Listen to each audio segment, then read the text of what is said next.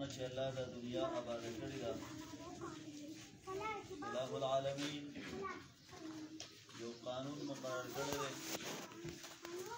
چې هغې قانون ته وایي مرګ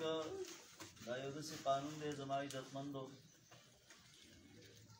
چې په دنیا کې د دې نه هېڅوک هم انکار والا نشته یو سړی لوی کافر دی زما عزتمندو د الله تبارک وتعالی د ذات نه انکار کوي د قرآن نه انکار کوي د احادیثو د نبی صلی الله علیه وسلم نه انکار کوي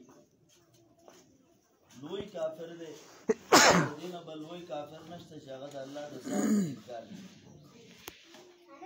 خو د هغې باوجود هم دی مرګ مني چې دا مرګ یو حقیقت دی دا به راځي اگر چې بیا وروستو د مرګ نه بعد چې کومه زندګي ده نو هغه بعضې خلک نه مني چې بس موږ مړه شو خبره ختمه شوه لیکن زما عزتمندو د مرګ دا فیصله دا مني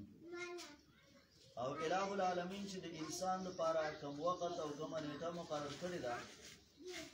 نو الله تبارک وتعالی دا فیصله هم کړې ده چې لا یستأخرون ساعة ولا یستقدمون کله چې د انسان نیټه راشي نو اله العالمین وایي نه یو سیکنډ اخوا کېږي او نه یو سیکنډ دېخوا کېږي زموږ او ستاسو عقیده ده اوس عزتمندو مسلمانانو ورونو کامیاب څوک دی د مرګ له تیاری پکار دی دا بهلول رحمت الله تعالی علیه یو لوی سړی تیر شوی دی د ده متعلق علما ذکر کوي چې دی په کمعقل مشهور و ځکه دی ډېر دیندار و نو کله کله دا دینداره خلک کمعقل ورته وایي و یاره خلک سپوږمۍ ته وختل او اوس هم چې کوم دی نو سړی هغه زړې خبرې کوي دا باچا چې دی نو هغه او خلکو مشهور و چې بهی دا سړی کمعقل دی باچا یې ورځ یو امسا راوړله او دلې ورکړه دا والا او چې څوک راته په دنیا کې د خپل ځان نه لوی کمعقل ښکاره شو نو عقله به د امسا وایي څو ورځې بعد د الله رب العالمین شان و بادشاه بیمار شو چې کله بادشاه بیمار شو نو دی ورته تپوس لرالی امسا یې ځان سره اغستې وه تپوس لرالی باچا ته کېناستو باچا نے تپوس وکړه باچا سلامت څنګه یاره جی بس ټیک نه ما حالات میں ټیک نه دي باچا وې په لوی سفر باندې روان یم هغه ویل ښه په سفر روان یو یو وې د سفر لپاره خلک تیاری کوي او چې څومره سفر لوی دي سړی ځان سره خرچه هغومره وړي نو آیا د دې لپاره څه خرچه مرچه څه توښه تیاره کړې ده که نه باچا ورته وویل زه درته وایم چې ته کمعقل یې دا بالوله په دې کې خرچې مرچې کار نه کوي دا د سفر دی چې دې کې خرچې کار نه کوي بیا ورته وویل چې بهی چې سړی په سفر باندې ځي نو ته خو باچا یې نو چې باچا بهر ځي په سفر باندې نو د هغه سره پوځ او د هغه سره پولیس او د هغه سره لښکرې روان دي که نه نو دا راته ووایه باچا سلامت چې دا ځان له څه بندوبست کړی د لښکر مخکر چې څه دنه مخکې رواني او څه دنه وروستو رواني څه یو طرف ته رواني څه بل طرف ته رواني هغه ورته وویل کمعقله زه درته وایم چې ته کمعقل یې دې کې لښکر هم په کار باندې نه راځي داسې نور هم درڅه خبرې ذکر کړې خبره مختصر دا ده چې هغه امسا داسې د شانه راواغسته او غلی ورکړه ویل باچا په لوی سفر باندې رواني تا خو ماته ویلي چې زما د خپل ځان نه ته څوک زیات کمعقل ښکاره شو نو هغه له به دا څه ورکړي د امسا وایي ته په لوی سفر روان یې هېڅ تیاری دې وله نه دی کړی پته لګي چې په دنیا کې ستا نه بل غټ کمعقل نشته دی هغه امسا یې هغه له وایي زما عزتمندو مسلمانانو ورونو کامیاب هغه سړی دی چې دی په دنیا کې خپل رب راضي کي رب خوشحاله کي او زما عزتمندو الله رب العالمین ته دی جګې سترګې لاړ شي او ناکام هغه سړی دی عزتمندو مسلمانانو چې دی په دنیا کې الله خفه کي او الله رب العالمین ته ټیټې سترګې لاړ شي چې هلته بیا سترګې نشي غړولی اله العالمین موږ تاسو ته دغې حالات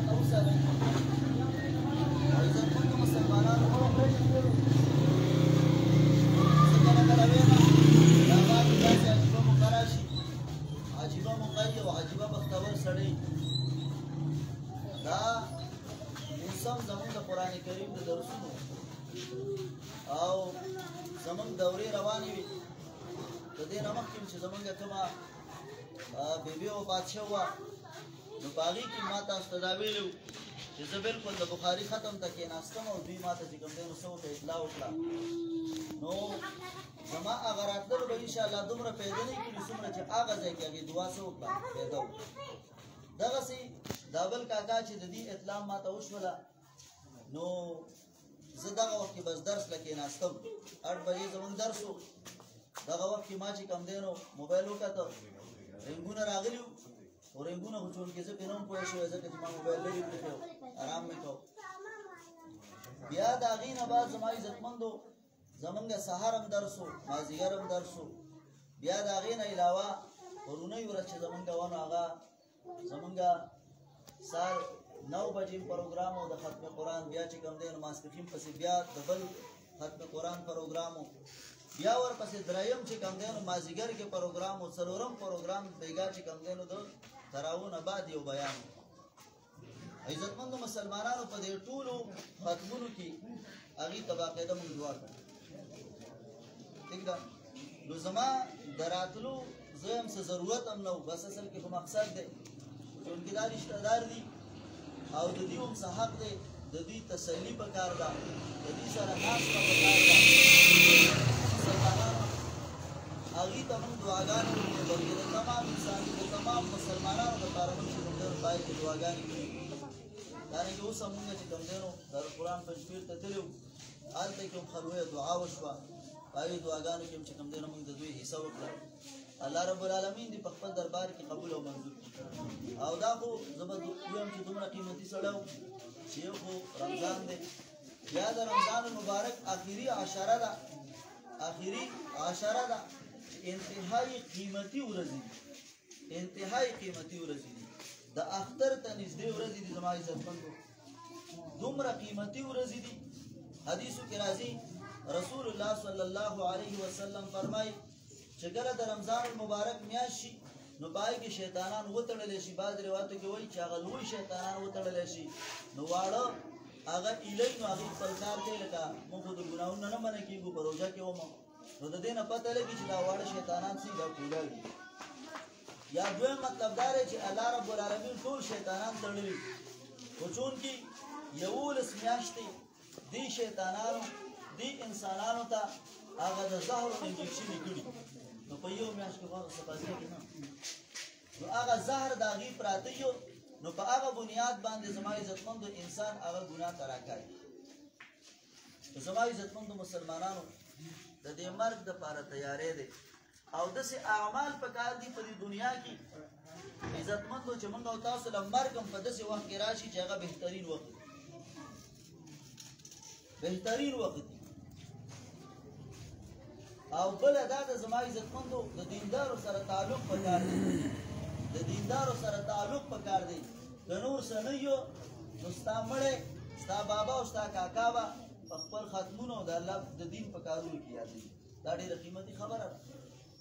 انتهایی قیمتي خبره ده. عزتمندو دیندارو له غاړه ورکول د دیندارو سره تعلق ساتل د هغې سره ربط ساتل د هغې سره امداد کول دا ټول چې کوم دی نو سبب د کامیابۍ دی. کوم آیات مبارکه چې ما لوستلی دی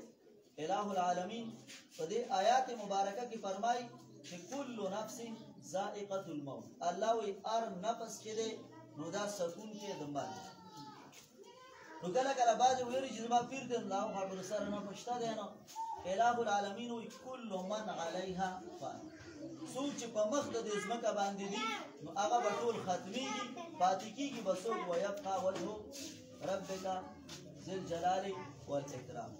الله رب العالمین به پاتې کېږي چې هغه لوی والی. ګوره دا د مخلوق او د خالق فرق دی. مخلوق او د خالق فرق دا دی چې مخلوق هغه دی چې په ده به پناه راځي خالق هغه دی چې په ده باندې به پناه نه راځي. په دې تمام انسانیت کې د ټولو نه بهترین په مخ د ځمکه باندې جناب رسول الله صلی الله علیه وسلم الله څه دی هغه پیدا کړو. زما عزتمندو هغه څه شو یو سړی وایي ما به دینداري بچ کي نو د رسول الله صلی الله علیه وسلم تاریخ گواه دی چې هغه دیندارۍ د مرګ نه بچو نه کړ.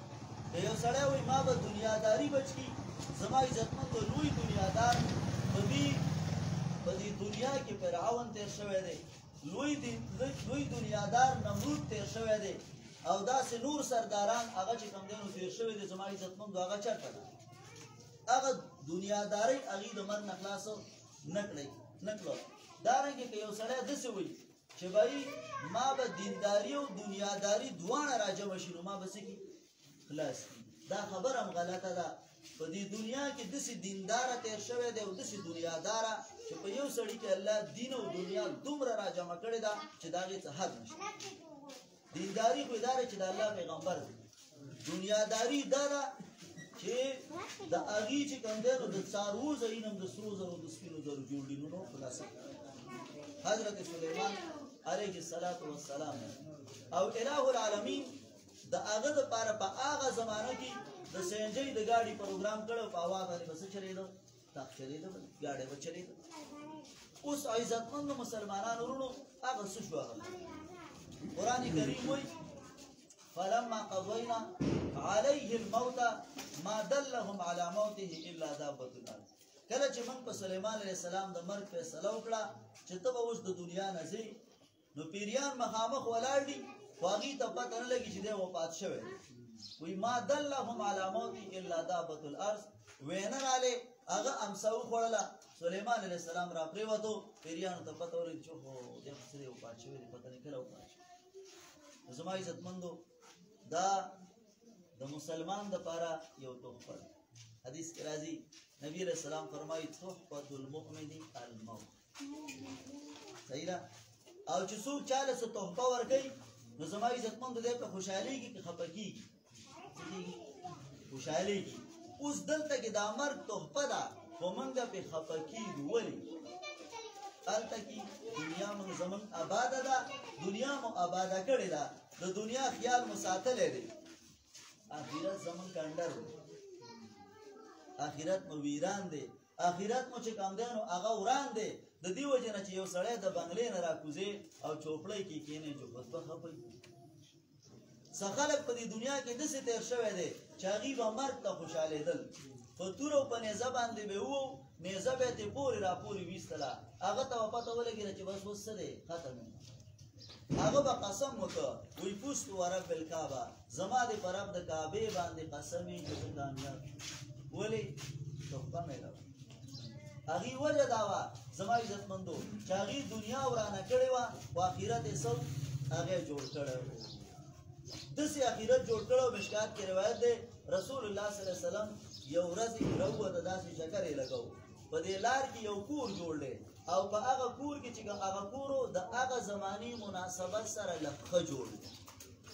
د هغه زمانې څه کور و که نه، خو دغه به ورته کجور دا پټې مټې به وي څه شي پوه شوې که نه، کېدی شي دغه چېرته د کچه مچه خلقو نه جوړ و. نبي علیه السلام د هغه سړي سره خبرې باندې وایي که ده ته آخرت یاد وی نو دا کور به یې داسې نه جوړوه. یاد دی خبرې ورسره بندې کړي. هغه سړی پریشان و چې رسول الله زما سره خبرې نه کوي چې دا وجه څه ده. هغه چې کوم دی نو چا ورته وویل چې پیغمبر علیه السلام ستا کور لیدلی او جوړې په هغه ده نه خبر شوی. هغه لاړې هغه کور یې د ځمکې څه کړ هوار. دی راغلی هم نه دی چې رسول الله ته ویل چې یاره چې تاسو زما نه خو ډېر خفه وی او ما خو هغه کور څه کړه وران کړ. څه ورځې بعد رسول الله بیا په دغه لار باندې کتل چې ویلې ده لکه وایي دې ځای ټول هغه څه شو. صحابه ویل د الله پیغمبره سړي چې ستا د خبرې پته ولګېدله نو کور یې څه دی هغه یې وران کړی دی. چې دوباره اوس نبي علیه السلام خبرې څه کړي هغه شوی چې ګوره که تاسو ته آخرت یاد وي، تاسو ته مرګ یاد وي، نو تاسو به چې کومه دی نو څه دی دومره بنګلې نه جوړولی، داسې کورونه به نه جوړول. نو عزتمندو مسلمانانو د مؤمن دپاره دا مرګ چې دی نو دا تحفه ده او اله العالمین دې موږ او تاسو له په داسې وخت کې راولي نو تاسو صحیح مسلمانان یو چې د اسلام سره مرګ یې زما عزتمندو نو دا ډېر بهترین څیز دی. سړی د دنیا نه مسلمان لاړ شي، که مسلمان لاړ شي یو سړی د دنیا نه زما عزتمندو که نه نو دا انتهایي کامیاب انسان دی. او خطرناکه خبره دا ده چې یو سړی د دنیا نه چېرته کافر لاړ شي. الله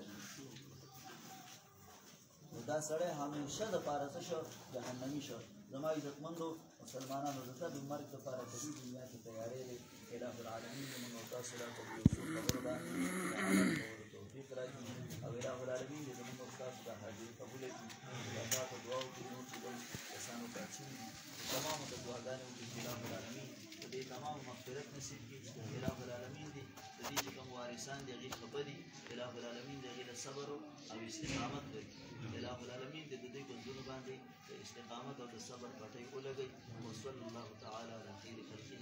محمد و آله وصحبه اجمعین